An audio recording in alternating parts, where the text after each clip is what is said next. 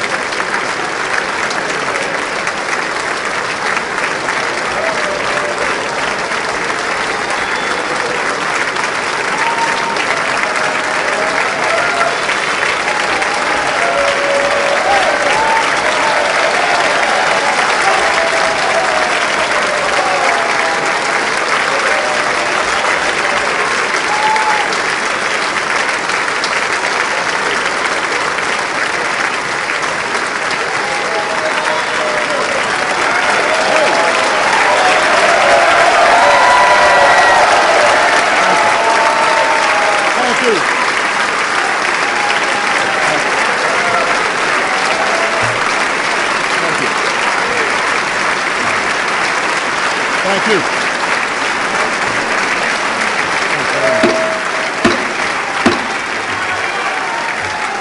Thank you.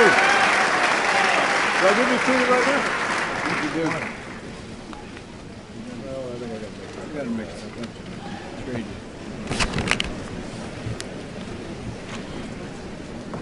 Members of Congress, I have the high privilege and distinct honor of presenting to you the President of the United States. Thank you. Thank you. Thank you very much. Thank you. All right, Ken? Thank you. Thank you very much. Thank you so much. Thank you. Thank you very much. Thank you. Please, everybody have a seat.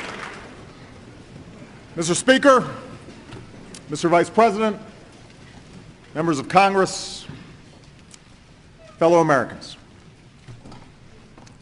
51 years ago, John F. Kennedy declared to this chamber that the Constitution makes us not rivals for power, but partners for progress.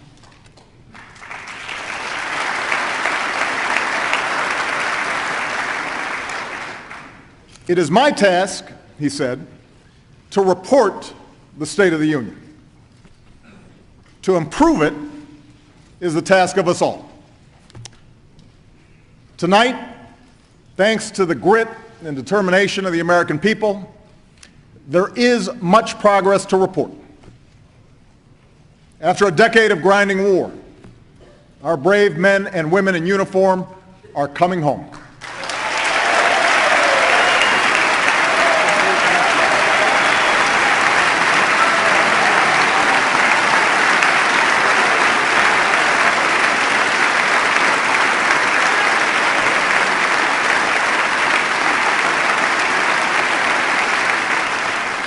After years of grueling recession, our businesses have created over 6 million new jobs. We buy more American cars than we have in 5 years, and less foreign oil than we have in 20.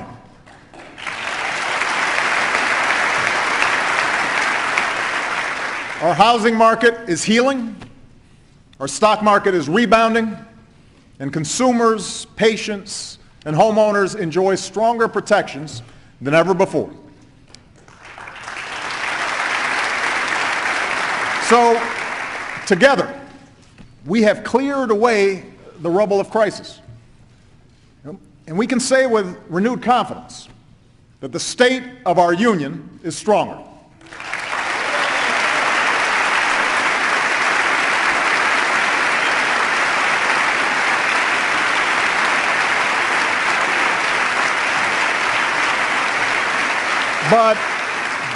But we gather here knowing that there are millions of Americans whose hard work and dedication have not yet been rewarded.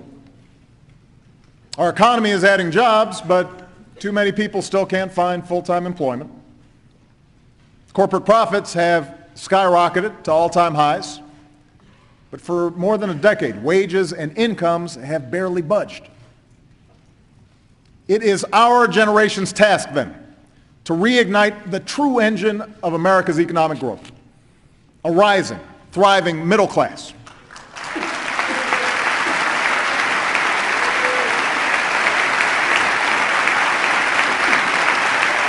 It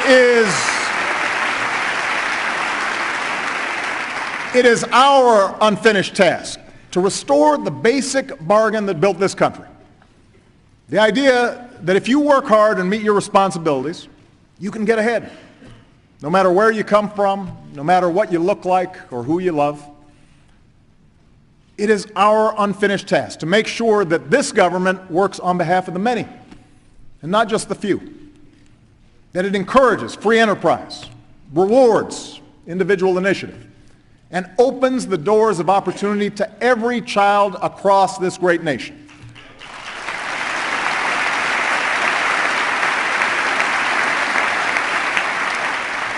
The American people don't expect government to solve every problem. They don't expect those of us in this chamber to agree on every issue. But they do expect us to put the nation's interests before party.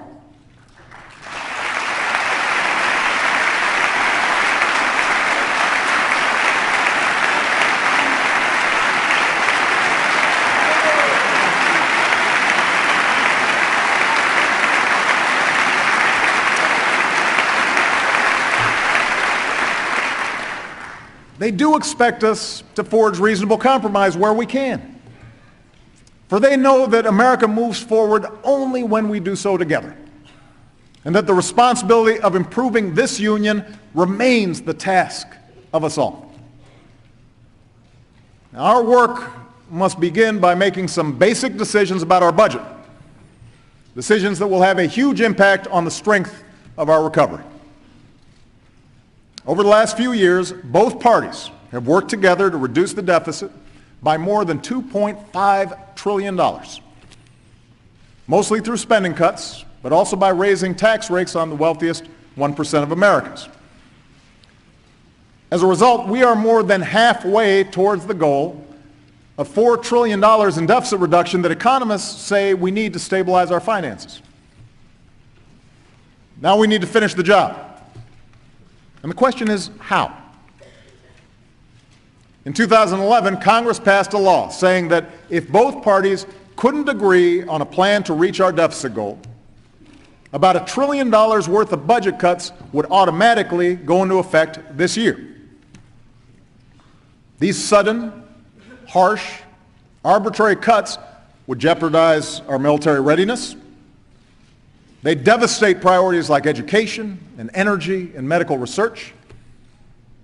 They would certainly slow our recovery and cost us hundreds of thousands of jobs. And that's why Democrats, Republicans, business leaders, and economists have already said that these cuts, known here in Washington as the sequester, are a really bad idea. Now, some in Congress have proposed preventing only the defense cuts by making even bigger cuts to things like education and job training, Medicare, and Social Security benefits. That idea is even worse.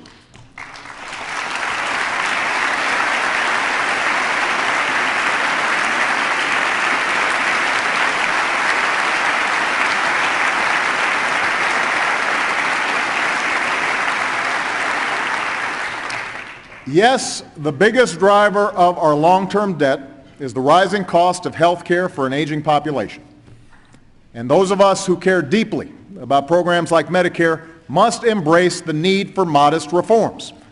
Otherwise, our retirement programs will crowd out the investments we need for our children and jeopardize the promise of a secure retirement for future generations. But we can't ask senior citizens and working families to shoulder the entire burden of deficit reduction while asking nothing more from the wealthiest and the most powerful.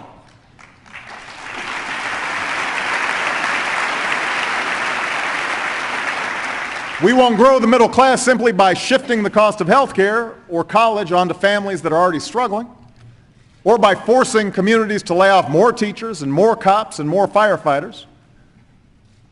Most Americans, Democrats, Republicans, and independents, understand that we can't just cut our way to prosperity. They know that broad-based economic growth requires a balanced approach to deficit reduction, with spending cuts and revenue, and with everybody doing their fair share. And that's the approach I offer tonight. On Medicare, I'm prepared to enact reforms that will achieve the same amount of health care savings by the beginning of the next decade as the reforms proposed by the bipartisan Simpson-Bowles Commission. Already, the Affordable Care Act is helping to slow the growth of health care costs. And the reforms I'm proposing go even further. We'll reduce taxpayer subsidies to prescription drug companies and ask more from the wealthiest seniors. We'll bring down costs by changing the way our government pays for Medicare, because our medical bills shouldn't be based on the number of tests ordered or days spent in the hospital. They should be based on the quality of care that our seniors receive.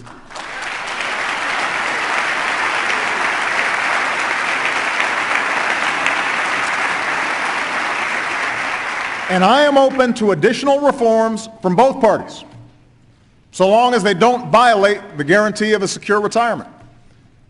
Our government shouldn't make promises we cannot keep, but we must keep the promises we've already made.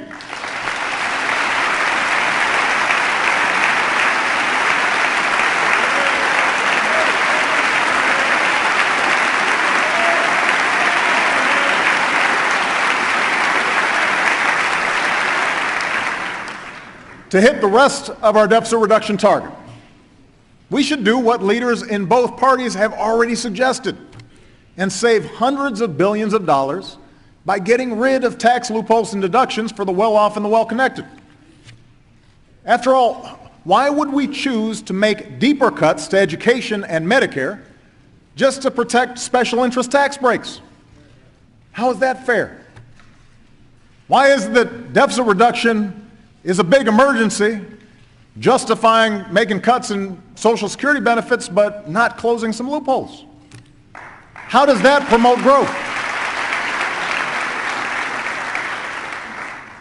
Now is our best chance for bipartisan, comprehensive tax reform that encourages job creation and helps bring down the deficit.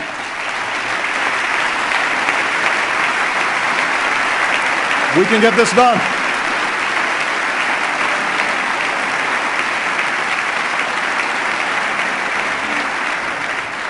The American people deserve a tax code that helps small businesses spend less time filling out complicated forms and more time expanding and hiring. A tax code that ensures billionaires with high-powered accountants can't work the system and pay a lower rate than their hard-working secretaries. A tax code that lowers incentives to move jobs overseas and lowers tax rates for businesses and manufacturers that are creating jobs right here in the United States of America. That's what tax reform can deliver. That's what we can do together.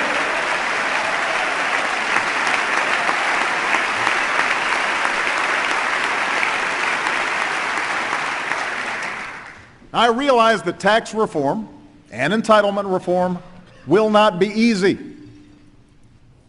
The politics will be hard for both sides.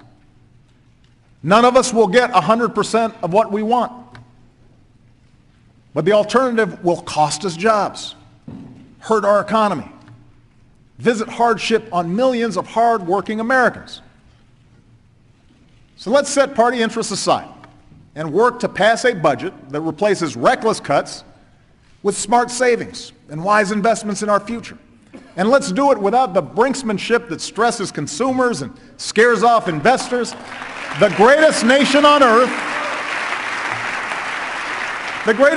earth cannot keep conducting its business by drifting from one manufactured crisis to the next. We can't do it.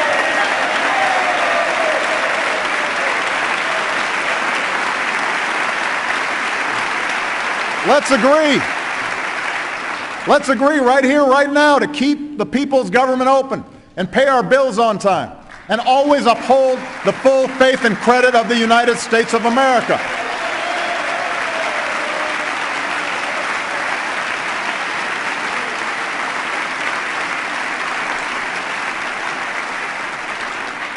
The American people have worked too hard for too long, rebuilding from one crisis to see their elected officials cause another.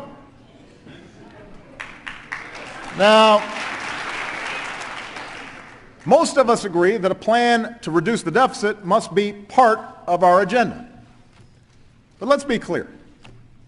Deficit reduction alone is not an economic plan.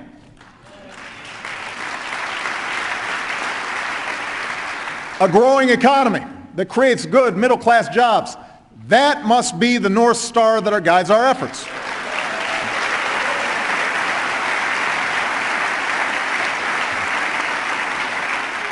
Every day, we should ask ourselves three questions as a nation. How do we attract more jobs to our shores? How do we equip our people with the skills they need to get those jobs? And how do we make sure that hard work leads to a decent living?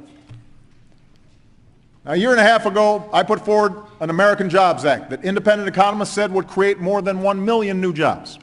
And I thank the last Congress for passing some of that agenda. I urge this Congress to pass the rest. But tonight I'll lay out additional proposals that are fully paid for and fully consistent with the budget framework both parties agreed to just 18 months ago. Let me repeat. Nothing I'm proposing tonight should increase our deficit by a single dime. It is not a bigger government we need, but a smarter government that sets priorities and invests in broad-based growth. That's what we should be looking for.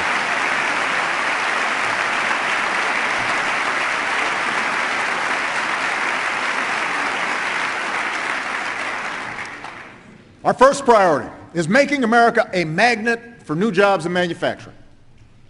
After shedding jobs for more than 10 years, our manufacturers have added about 500,000 jobs over the past 3.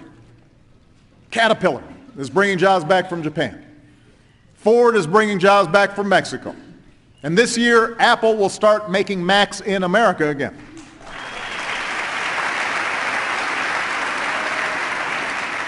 There are things we can do right now to accelerate this trend. Last year, we created our first Manufacturing Innovation Institute in Youngstown, Ohio. A once shuttered warehouse is now a state-of-the-art lab where new workers are mastering the 3D printing that has the potential to revolutionize the way we make almost everything. There's no reason this can't happen in other towns. So tonight, I'm announcing the launch of 3 more of these manufacturing hubs, where businesses will partner with the Department of Defense and Energy to turn regions left behind by globalization into global centers of high-tech jobs.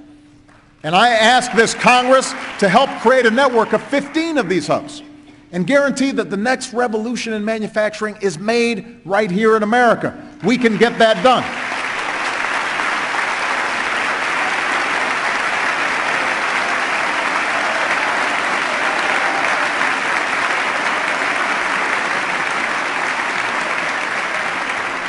Now, if we want to make the best products, we also have to invest in the best ideas. Every dollar we invested to map the human genome returned $140 to our economy. Every dollar. Today, our scientists are mapping the human brain to unlock the answers to Alzheimer's. They're developing drugs to regenerate damaged organs, devising new materials to make batteries 10 times more powerful. Now is not the time to gut these job-creating investments in science and innovation. Now is the time to reach a level of research and development not seen since the height of the space race. We need to make those investments.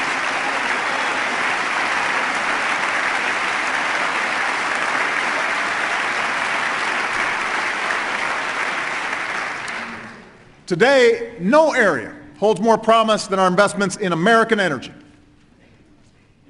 After years of talking about it, we're finally poised to control our own energy future. We produce more oil at home than we have in 15 years. We have doubled the distance our cars will go on a gallon of gas and the amount of renewable energy we generate from sources like wind and solar, with tens of thousands of good American jobs to show for it. We produce more natural gas than ever before, and nearly everyone's energy bill is lower because of it. And over the last 4 years, our emissions of the dangerous carbon pollution that threatens our planet have actually fallen. But for the sake of our children and our future, we must do more to combat climate change.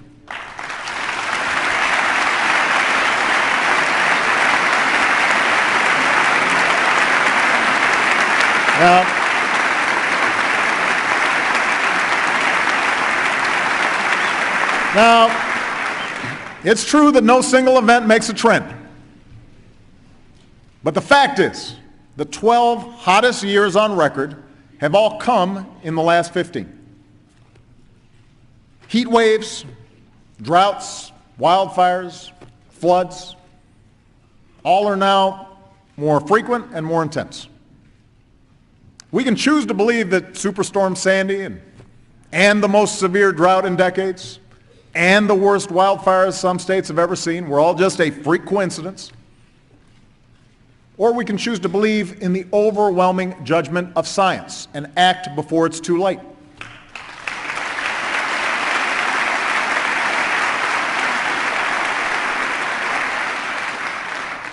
Now, the good news is we can make meaningful progress on this issue while driving strong economic growth.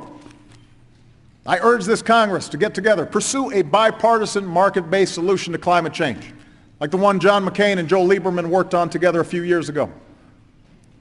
But if Congress won't act soon to protect future generations, I will. I will direct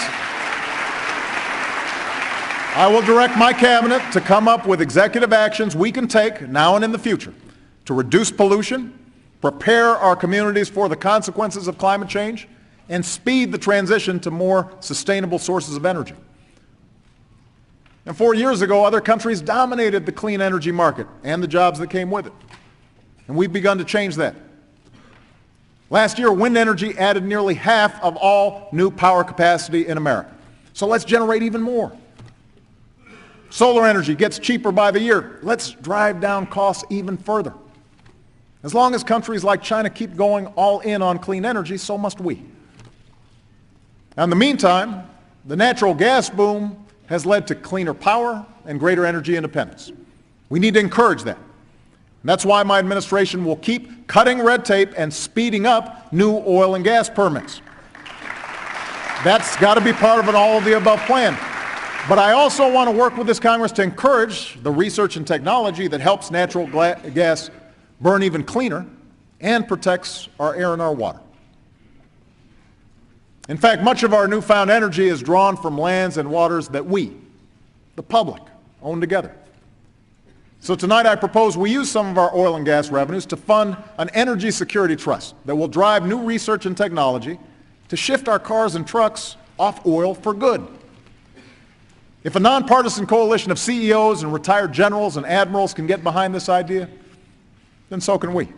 Let's take their advice and free our families and businesses from the painful spikes in gas prices we put up with for far too long. I'm also issuing a new goal for America. Let's cut in half the energy wasted by our homes and businesses over the next 20 years.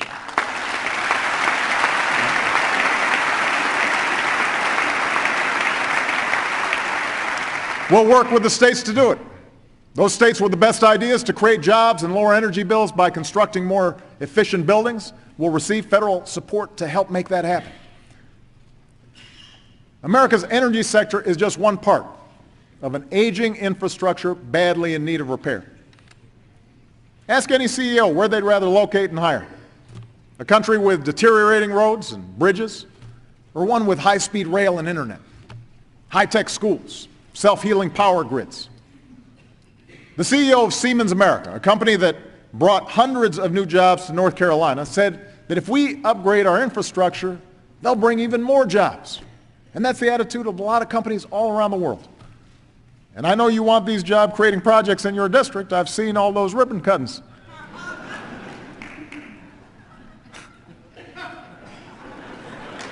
So, tonight, I propose a Fix-It-First program to put people to work as soon as possible on our most urgent repairs, like the nearly 70,000 structurally deficient bridges across the country.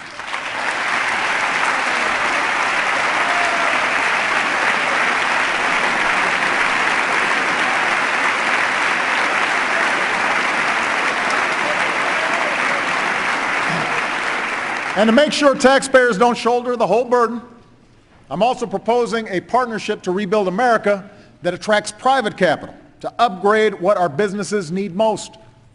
Modern ports to move our goods, modern pipelines to withstand a storm, modern schools worthy of our children.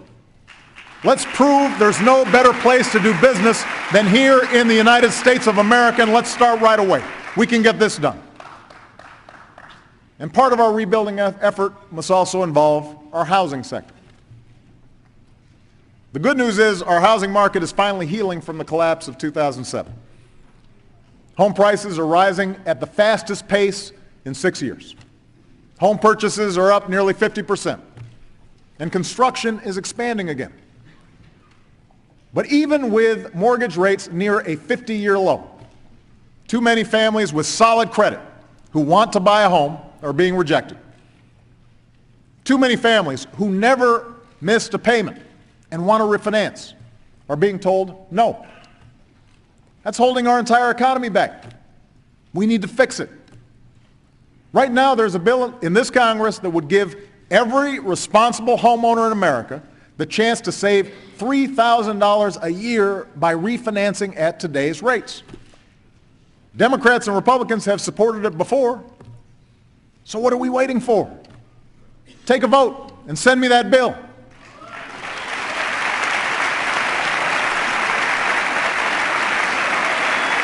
Why would we be against that?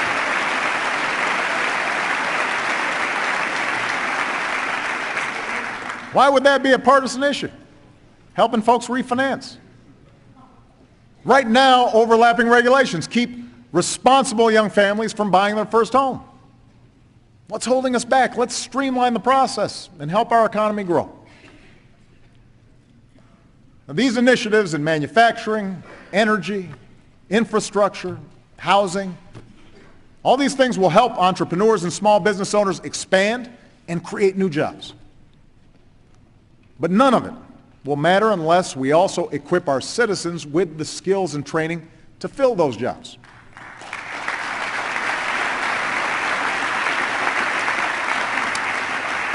And that has to start at the earliest possible age. You know, study after study shows that the sooner a child begins learning, the better he or she does down the road. But today, fewer than 3 in 10 4-year-olds are enrolled in a high-quality preschool program. Most middle-class parents can't afford a few $100 a week for a private preschool. And for poor kids who need help the most, this lack of access to preschool education can shadow them for the rest of their lives. So tonight, I propose working with states to make high-quality preschool available to every single child in America. That's something we should be able to do.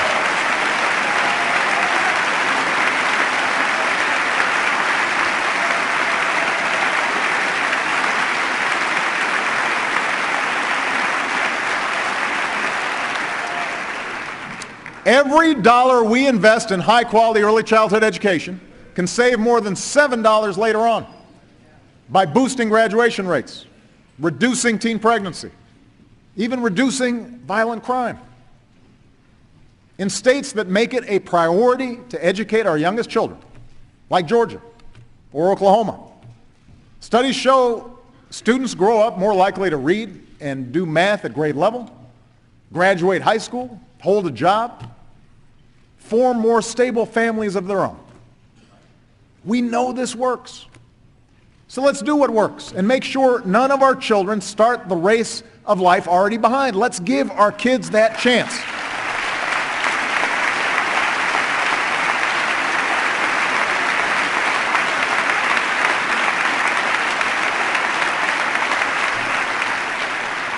Let's also make sure that a high school diploma puts our kids on a path to a good job.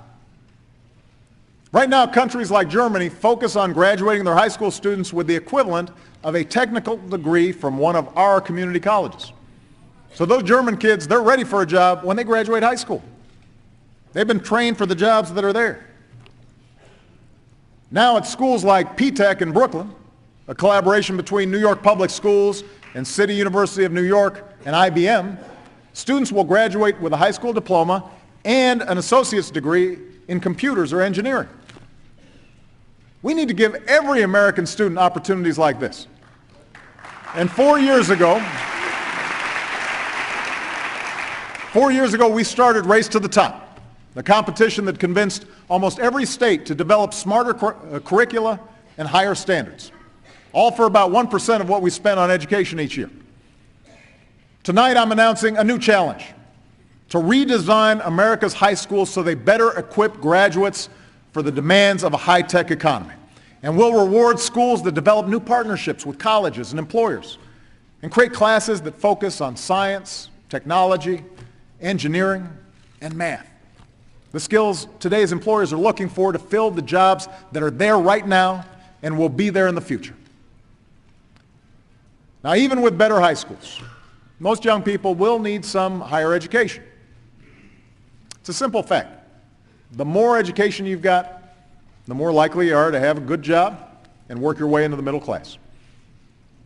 But today's skyrocketing costs price too many young people out of a higher education or saddle them with unsustainable debt.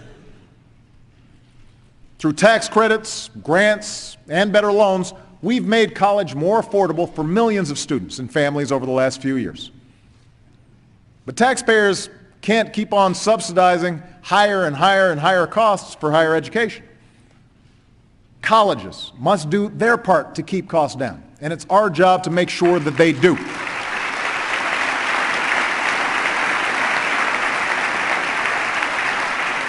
So tonight, I ask Congress to change the Higher Education Act so that affordability and value are included in determining which colleges receive certain types of federal aid. And tomorrow, my administration will release a new college scorecard that parents and students can use to compare schools based on a simple criteria: where you can get the most bang for your educational buck. Now, to grow our middle class, our citizens have to have access to the education and training that today's jobs require. But we also have to make sure that America remains a place where everyone who's willing to work, everybody who's willing to work hard, has the chance to get ahead. Our economy is stronger when we harness the talents and ingenuity of striving, hopeful immigrants. And right now, leaders from the business, labor, law enforcement, faith communities, they all agree that the time has come to pass comprehensive immigration reform. Now's the time to do it. Now's the time to get it done. Now's the time to get it done.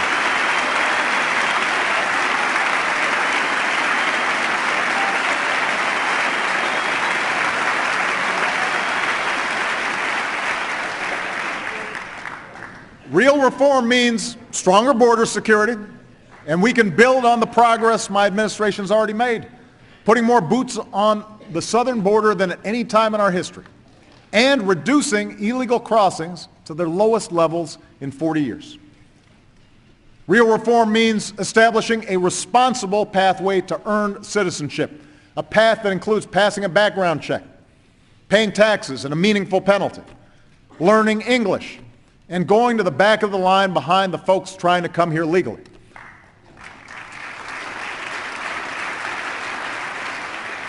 And real reform means fixing the legal immigration system to cut waiting periods and attract the highly skilled entrepreneurs and engineers that will help create jobs and grow our economy.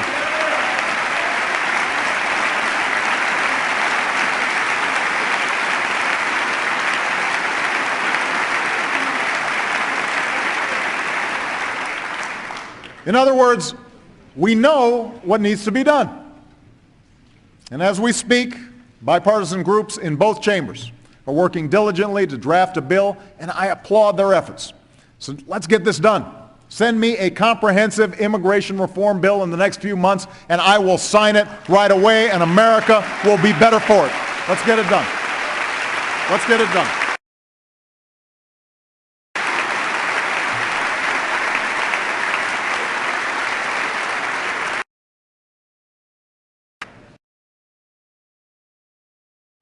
We know our economy is stronger when our wives, our mothers, our daughters can live their lives free from discrimination and free from the fear of domestic violence.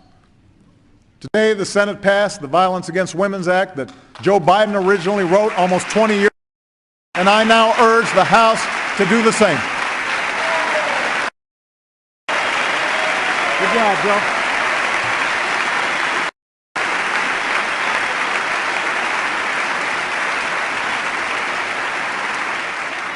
And I ask this Congress to declare that women should earn a living equal to their efforts, and finally pass the Paycheck Fairness Act this year.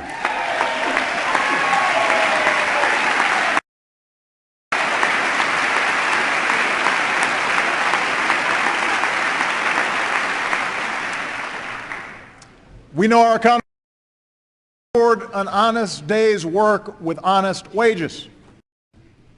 But today, a full-time worker making the minimum wage earns $14,500 a year. Even the tax relief we put in place, a family with 2 kids that earn minimum wage still lives below the poverty line. That's why since the last time this Congress raised the minimum wage, 19 states have chosen to bump theirs even higher. Tonight, let's declare that in the wealthiest nation on earth, no one who works should have to live in poverty, and raise the federal minimum wage to $9 an hour. We should be able to get that done.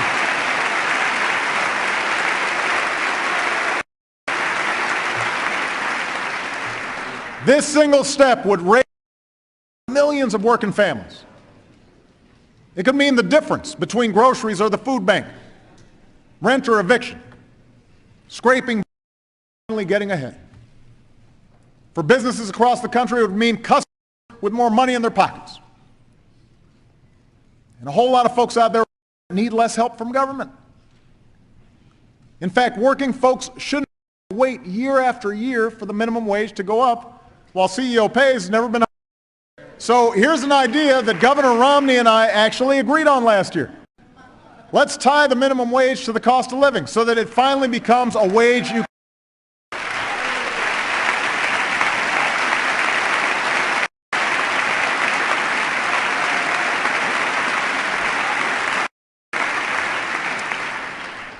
Tonight, let's also recognize that there are communities in this country where, no matter how hard you work, it is virtually impossible to get ahead. Factory towns decimated from years of plants packing up, inescapable pockets of poverty, urban and rural, where are still fighting for their first job. America is not a place where chance of birth or circumstance should decide our destiny. And that's why we need to build new ladders of opportunity into the middle class for all who are willing to climb them. Let's offer incentives to companies that hire Americans who've got what it takes to opening but have been out of work so long that no one will give them a chance anymore. Let's put people back to work rebuilding vacant homes in rundown neighborhoods. And this year, my administration will begin to partner with 20 of the hardest hit towns to get these communities back on their feet. Now, we'll work with local leaders to get resources at public safety and education and housing. New tax credits to businesses that hire and invest. And we'll work to strengthen families by removing the financial deterrence to marriage for low-income and do more to encourage fatherhood. Because what makes you a man isn't the ability to conceive a child, it's having the courage to raise one. And we want to encourage that. We want to help that.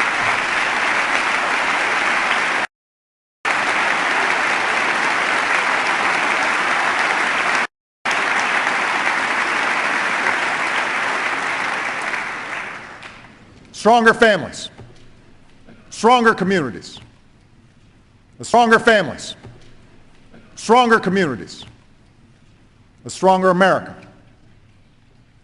It is this kind of prosperity, broad, shared, built on a thriving middle class, that has always been the source of our progress at home. It's also the foundation of our power and influence throughout the world. Tonight, we stand united in saluting the troops and civilians who sacrifice every day to protect us. Because of them, we can say with confidence that America will complete its mission in Afghanistan and achieve our objective of defeating the core of al-Qaeda.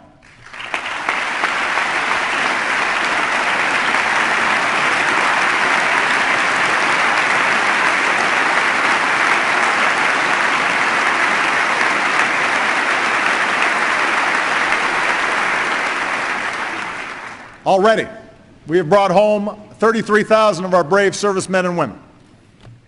This spring, our forces will move into a support role, while Afghan security forces take the lead. Tonight, I can announce that over the next year, another 34,000 American troops will come home from Afghanistan. This drawdown will continue, and by the end of next year, our war in Afghanistan will be over.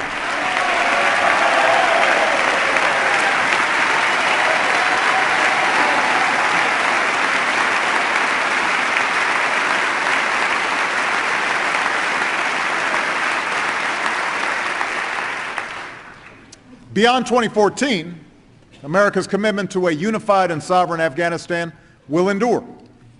But the nature of our commitment will change. We're negotiating an agreement with the Afghan government that focuses on two missions: training and equipping Afghan forces so that the country does not again slip into chaos, and counterterrorism efforts that allow us to pursue the remnants of al-Qaeda and their affiliates. Today, the organization that attacked us on 9/11 is a shadow of its former self.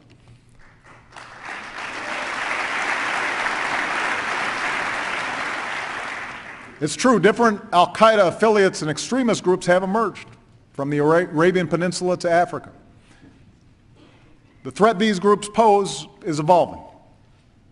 But to meet this threat, we don't need to send tens of thousands of our sons and daughters abroad or occupy other nations.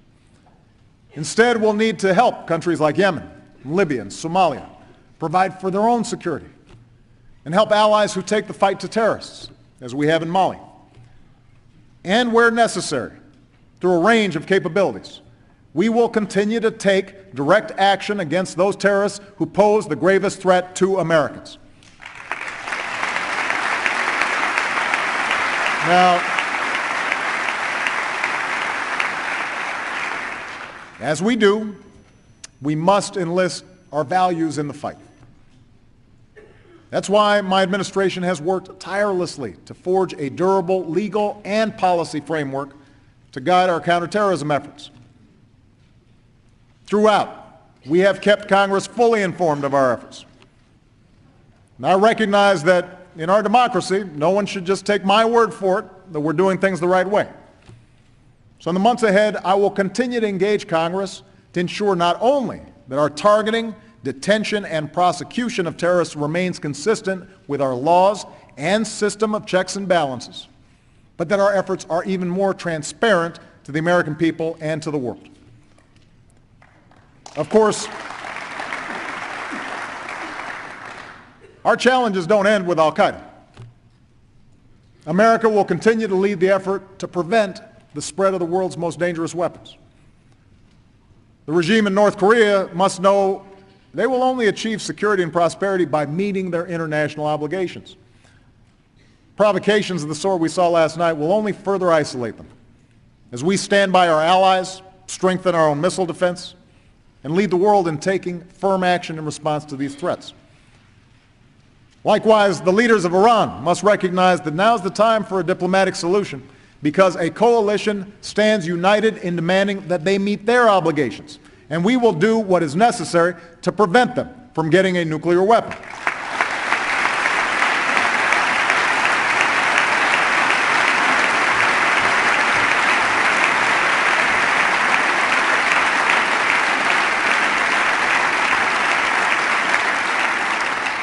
At the same time, we'll engage Russia to seek further reductions in our nuclear arsenals and continue leading the global effort to secure nuclear materials that could fall into the wrong hands. Because our ability to influence others depends on our willingness to lead and meet our obligations. America must also face the rapidly growing threat from cyber attacks. Now, we know hackers steal people's identities and infiltrate private emails. We know foreign countries and companies swipe our corporate secrets. Now our enemies are also seeking the ability to sabotage our power grid, our financial institutions, our air traffic control systems. We cannot look back years from now and wonder why we did nothing in the face of real threats to our security and our economy. And that's why earlier today, I signed a new executive order that will strengthen our cyber defenses by increasing information sharing and developing standards to protect our national security, our jobs, and our privacy.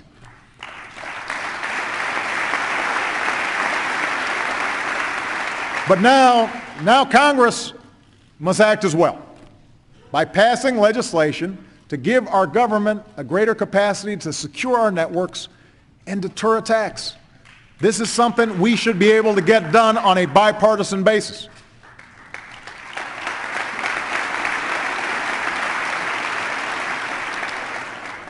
Now, even as we protect our people, we should remember that today's world presents not just dangers, not just threats, it presents opportunities to boost American exports, support American jobs, and level the playing field in the growing markets of Asia. We intend to complete negotiations on a Trans-Pacific partnership.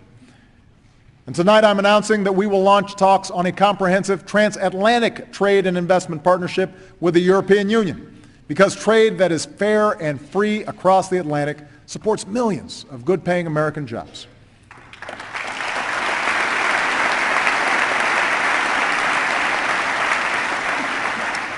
We also know that progress in the most impoverished parts of our world enriches us all.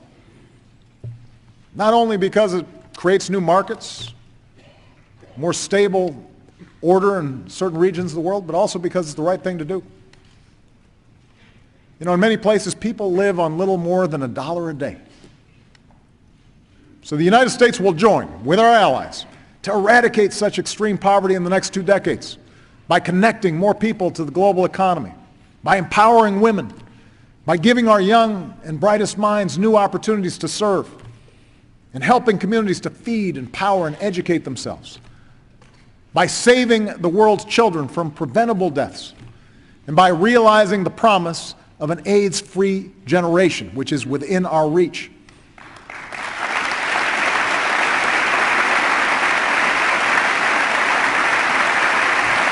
You see, America must remain a beacon to all who seek freedom during this period of historic change. I saw the power of hope last year in Rangoon, in Burma, when Aung San Suu Kyi welcomed an American president into the home where she had been imprisoned for years. When thousands of Burmese lined the streets waving American flags, including a man who said, "There is justice and law in the United States. I want our country to be like that." In defense of freedom, we'll remain the anchor of strong alliances from the Americas to Africa, from Europe to Asia. In the Middle East, we will stand with citizens as they demand their universal rights and support stable transitions to democracy.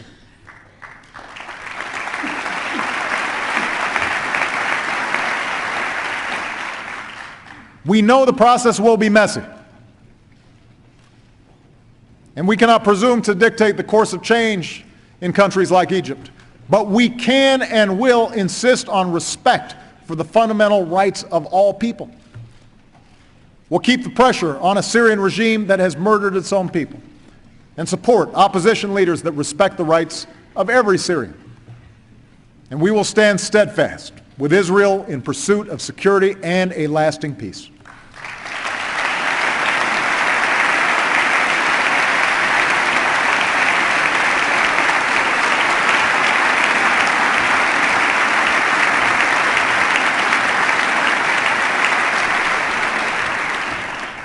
These are the messages I'll deliver when I travel to the Middle East next month. And all this work depends on the courage and sacrifice of those who serve in dangerous places at great personal risk. Our diplomats, our intelligence officers, and the men and women of the United States Armed Forces. As long as I'm Commander-in-Chief, we will do whatever we must to protect those who serve their country abroad, and we will maintain the best military the world has ever known.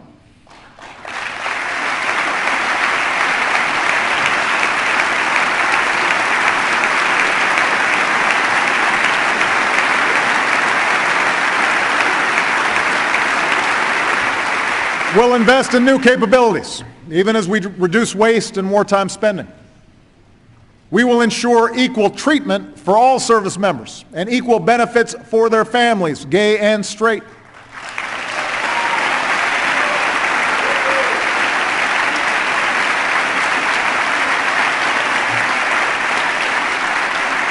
We will draw upon the courage and skills of our sisters and daughters and moms, because women have proven under fire that they are ready for combat. We will keep faith with our veterans, investing in world-class care, including mental health care for our wounded warriors.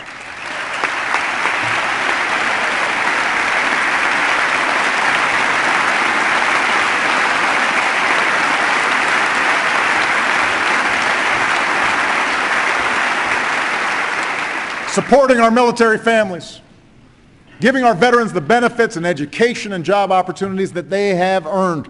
And I want to thank my wife, Michelle, and Dr. Jill Biden for their continued dedication to serving our military families as well as they have served us. Thank you, honey. Thank you, Jill.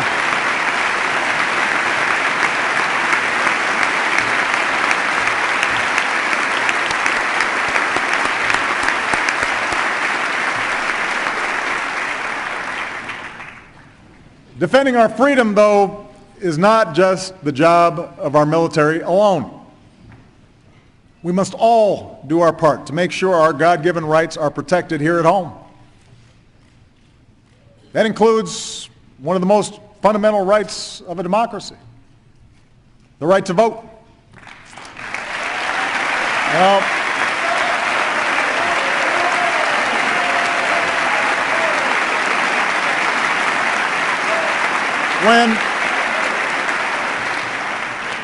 when any American, no matter where they live or what their party, are denied that right because they can't afford to wait for 5 or 6 or 7 hours just to cast their ballot, we are betraying our ideals.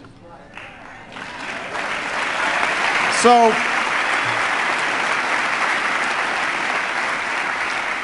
tonight I'm announcing a nonpartisan commission to improve the voting experience in America, and it definitely needs improvement. I'm asking 2 longtime experts in the field who, by the way, recently served as the top attorneys for my campaign and for Governor Romney's campaign to lead it. We can fix this, and we will. The American people demand it, and so does our democracy.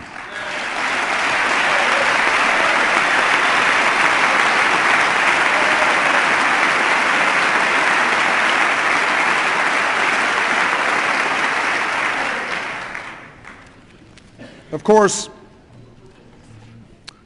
what I've said tonight matters little if we don't come together to protect our most precious resource, our children. It has been 2 months since Newtown.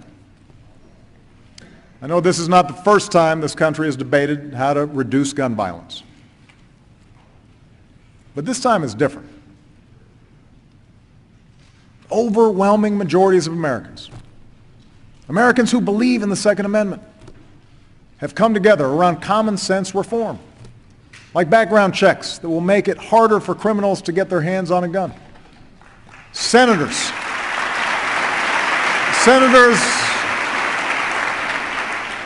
of both parties are working together on tough new laws to prevent anyone from buying guns for resale to criminals. Police chiefs are asking our help to get weapons of war and massive ammunition magazines off our streets because these police chiefs, they're tired of seeing their guys and gals being outgunned. Each of these proposals deserves a vote in Congress.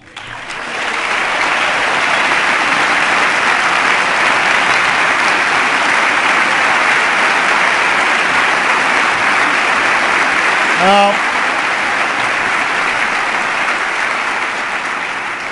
if you want to vote no, that's your choice. But these proposals deserve a vote. Because in the 2 months since Newtown, more than 1,000 birthdays, graduations, anniversaries have been stolen from our lives by a bullet from a gun. More than 1,000. One of those we lost was a young girl named Idea Pendleton. She was 15 years old. She loved fig Newtons and lip gloss. She was a majorette. She was so good to her friends, they all thought they were her best friend. Just 3 weeks ago, she was here in Washington with her classmates, performing for her country at my inauguration. And a week later, she was shot and killed in a Chicago park after school, just a mile away from my house. Idea's parents, Nate and Cleo, are in this chamber tonight, along with more than 24 Americans whose lives have been torn apart by gun violence. They deserve a vote. They deserve a vote.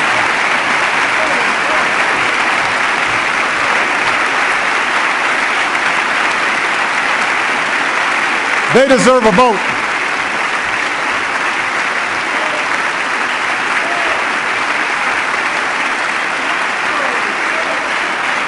Gabby Giffords deserves a vote.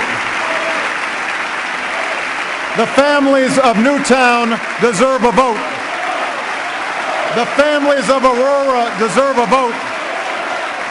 The families of Oak Creek and Tucson and Blacksburg and the countless other communities ripped open by gun violence, they deserve a simple vote.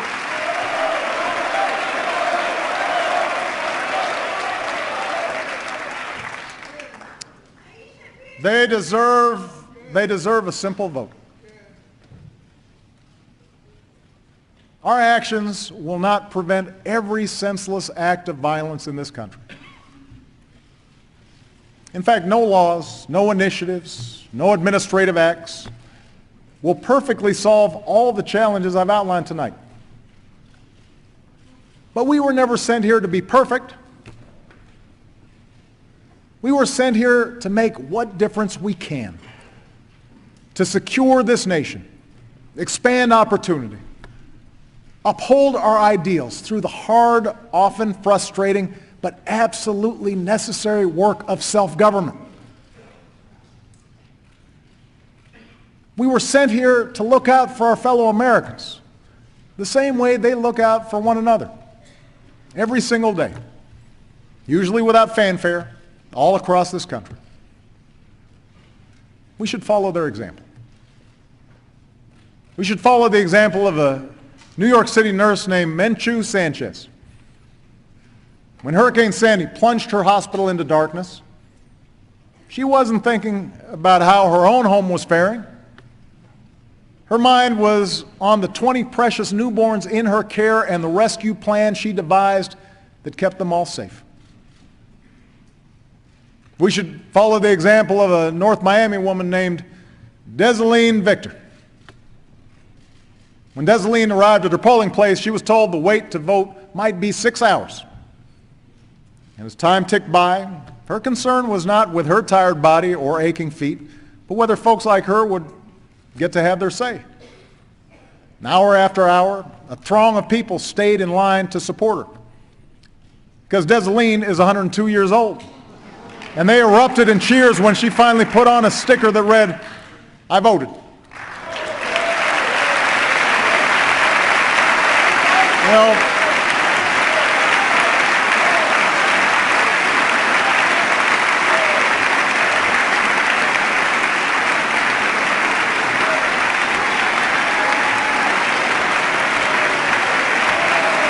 there's Desaline.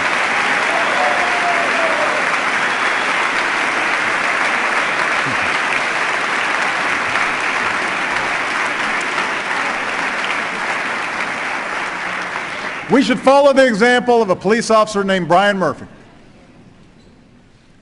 When a gunman opened fire on a Sikh temple in Wisconsin, Brian was the first to arrive, and he did not consider his own safety. He fought back until help arrived and ordered his fellow officers to protect the safety of the fellow Americans worshiping inside, even as he lay bleeding from 12 bullet wounds. And when asked how he did that, Brian said, "That's just the way we're made. That's just the way we're made." We may do different jobs and wear different uniforms and hold different views than the person beside us. But as Americans, we all share the same proud title.